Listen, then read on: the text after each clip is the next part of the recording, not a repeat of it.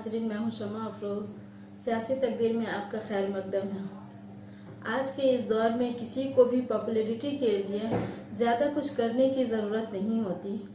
महज एक सोसा छोड़ना ही काफ़ी होता है। पूरी दुनिया में उस नाम का डंका बजना शुरू हो जाता है। आज जैसा कि हम जानते हैं कि कोरोना के इस बहरान में पूरी दुनिया इस कदर फंसी हुई है, इस कदर लाचार हो गई है कि लोग इससे काफ़ी परेशान हैं। ख़ास तौर से हिंदुस्तान के तमाम रियासतें जहां अब तक लॉकडाउन का सिलसिला जारी है। ऐसे हालात में भी बीजेपी के कुछ लीडरान जो है वो उठ पटांग बोलने से बाज नहीं आ रहे हैं। किसी भी इसी कोरोना के बहरान में जहां एक तरफ कोरोना से निपटने के लिए हमारे प्रधानमंत्री जी, हमारे वजीर आजम ने जहां एक थाली बजवाए, कैंडल जलवाए, आज उसी पार्टी के लोग जो हैं, उन्हीं पार्टी के लोग जैसे कि बीजेपी के एमपी अर्जुन सिंह ने कोरोना को लेकर के आज़ान के सिलसिले में जिस तरीका से बयान दिया है कि कोरोना के इस दौर में अजान के लाउड स्पीकर पर पाबंदी लगनी चाहिए। इससे अंदाज़ा लगाया जा सकता है कि जहां थाली बजाकर कोरोना को भगाया जा सकता है, वहां आज़ान की वजह से महसूस ये किया जा रहा है, शायद वो महसूस कर रहे हैं कि कोरोना की वजह से लाउड स्पीकर की वजह से कोरोना में ज़्यादा इजाफा हो रहा है। ये वही जानते हैं और वही बेहतर बता भी पाएंगे कि आखिर उनको क्या परेशानी हो रही है। आज इसी परेशानी को लेकर के वो कोलकाता हाई कोर्ट का दरवाज़ा भी खटखटा चुके हैं। ये दरवाज़ा खटखटाना ही था कि उनका नाम अभी चर्चे में आ रहा है लाउड स्पीकर की पाबंदी पर। ये कोई आसान का लाउड स्पीकर पर पाबंदी लगाना कोई बड़ा मसला या कोई नया मसला नहीं रहा अब तक। जिस तरीका से आप खुद जानते हैं कि हमारे जो साल 2017 में सोनू निगम ने आज़ान के लाउड स्पीकर पर पाबंदी लगाते हुए बाज़ाब्ता उनका एक ट्वीट में उन्होंने ये कहा था कि कब तक हम इस धार्मिक घंटियों का हम लोग बोझ उठाते रहेंगे। मैं हिंदू हूँ, मैं मुस्लिम नहीं हूँ, फिर मुझे आज़ान की आवाज़ से क्यों उठना पड़ता है। इस तरह का ये उनका बयान था। इसके बाद जावेद अख्तर साहब का जो नगमा निगार भी रहे हैं, 2020 में उन्होंने साफ तौर पे ये कहा था, एक ट्वीट में उन्होंने कहा था कि मैं हिंदुस्तान में 50 साल तक आज़ान के लाउड स्पीकर हराम थी, मगर बाद में हलाल हुई और हलाल भी इस कदर हो गई कि लोग परेशानियों से जूझने लगे। ये उनका ट्वीट है। मैं अपनी जानिब से कुछ भी नहीं कह रही हूँ। इसके बाद उन्होंने कहा कि आज़ान देना कोई बुरी बात नहीं है, आज़ान होनी चाहिए मगर लाउड स्पीकर में नहीं। जैसा कि आप जानते हैं कि आज़ान लाउड स्पीकर में क्यों दिया जाता है, इस सिलसिले में सियासी तकदीर के नुमाइंदों ने दीगर उलमाए कराम से भी बातचीत की है। उनसे भी राब्ता भी किया गया है कि वो क्या सोचते हैं।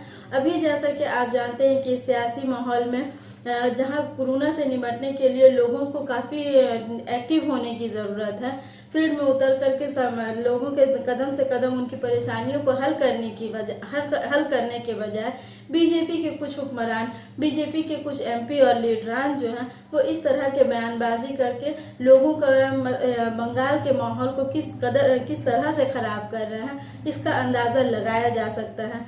हम इसी सिलसिले में इमाम ईदन कारी फजलुर रहमान से भी बात किए हैं। इसके अलावा नाकोदा मस्जिद के इमाम खतीब मौलाना शफीक कासमी साहब हैं और दीगर उलमाए अकराम का भी इस पर हम वो क्या महसूस करते हैं, उनके ख्यालात हम सुनेंगे।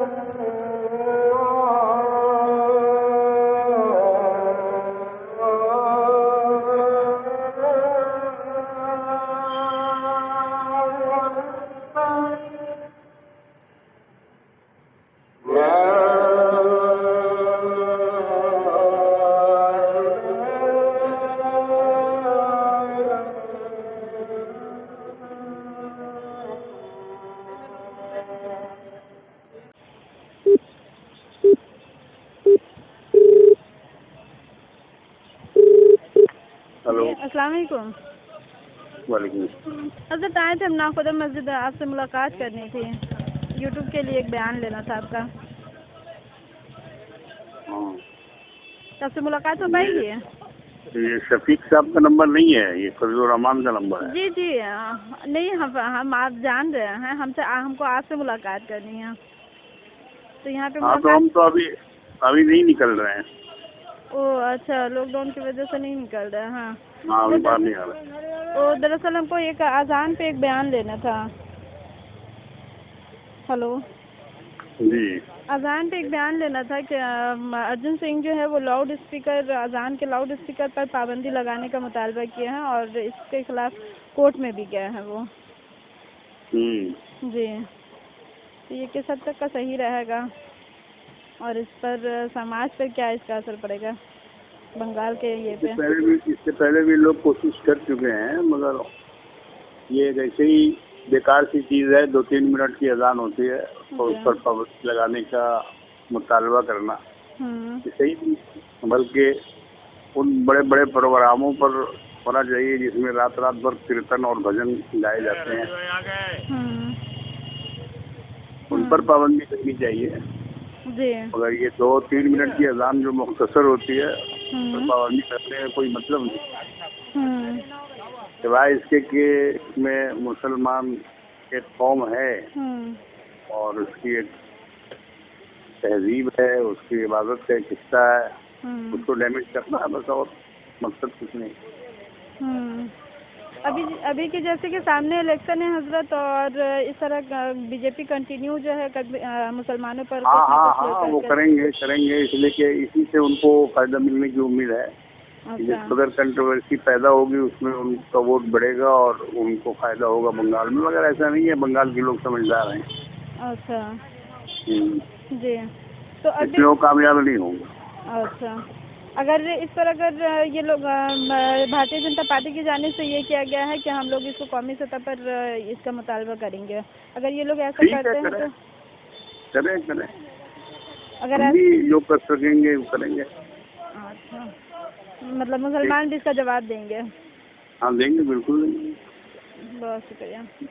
ठीक है, मौलाना शफीक साहब, जिस तरीक़े से आप देखे हैं कि गुज़िस्ता बरस भी सोनू निगम ने एक बार अजान पर आवाज़ बुलंद की थी, आज फिर से भारतीय जनता पार्टी के एमपी अर्जुन सिंह ने फिर से अजान के ख़िलाफ़ बयान देते हुए लाउड स्पीकर पर पाबंदी लगाने का मुतालबा किया है। इस पर बंगाल की सरजमीन पर क्या असर होगा? देखिए, इलेक्शन आ रहा है और इलेक्शन के मद्देनज़र ये लोग अपना कॉमनल मामला पैदा कर रहे हैं। हम लोगों को चाहिए कि इनकी बातों को मुकम्मल नज़रअंदाज करें। ये काम हुकूमत का और ज़िम्मेदारों का काम है, वो उनसे निपटेंगे।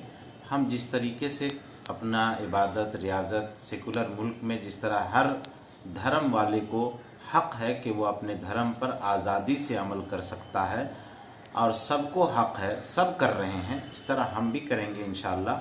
उनकी बातों से कुछ फ़र्क नहीं पड़ता है और हमारा सेकुलर ढांचा जो है इंशाअल्लाह उसी तरह कायम रहेगा। कोई अपना बकवास करते हैं, करने दीजिए, उस पर हम लोग को जाने की ज़रूरत नहीं है। बहुत सारी सियासी पार्टियां जो है इस पर सड़क पर उतरने का ये कर रही हैं, तो क्या ऐसे में मुसलमानों का मुत्तहिद होकर किसी तरह का कुछ आवाज़ बुलंद करने की ज़रूरत है? इस मामले में सियासी पार्टी अगर सामने आई है तो उसका जवाब सियासी पार्टी ही दे तो ज़्यादा बेहतर है। हम लोग इसको हिंदू मुस्लिम न बनाएं, इसको सियासी मामला है, सियासी तरीके से हल किया जाए तो बेहतर है, मेरी राय यही है। ये शुरू से ही होता रहा है क्या? आजान को लेकर के उसके लाउड स्पीकर पर पाबंदी लगाने की बात मरकज़ से भी हुई है, यहाँ से भी हो रहा है। मतलब एक आज़ान को ये लोग कहीं ना कहीं खिलवाड़ समझ बैठे हैं, या फिर कुछ लोगों का हिमायत भी रहा है और एतराज़ भी रहा है कि सुबह की आज़ान जो होती है, आप गुज़िश्ता दिनों अखबार में भी पढ़े होंगे, तो ये मतलब इस तरीक़े से आज़ान पे ही क्यों एक टारगेट बनाया जा रहा है? देखिए, बता रहे हैं ना, ये इलेक्शन की वजह से ये माहौल बना रहे हैं बिगाड़ने वाला, हिंदू मुस्लिम डिवाइड वाला माहौल बना रहे हैं, जिससे इनको अभी पिछले इलेक्शन में फ़ायदा हुआ है। और इसी तरह ये हमेशा ये माहौल बना करके रखना चाहते हैं, डिवाइड एंड रूल की पॉलिसी जो है ये करना चाहते हैं। लेकिन इंशाअल्लाह हम अल्लाह की ज़ात से पुरुमीद हैं कि इनकी ये नापाक कोशिश कामयाब नहीं होगी, और भारत की जनता जो है ये सबके सियासी लोगों के हरबे को समझती है, और वो जो बेहतर समझेगी वो उसका जवाब ज़रूर देगी इंशाअल्लाह। सियासी तकदीर यूट्यूब चैनल को सब्सक्राइब करें और बेल आइकन पर क्लिक करें ताकि आपको सबसे पहले खबरें मिलती रहें।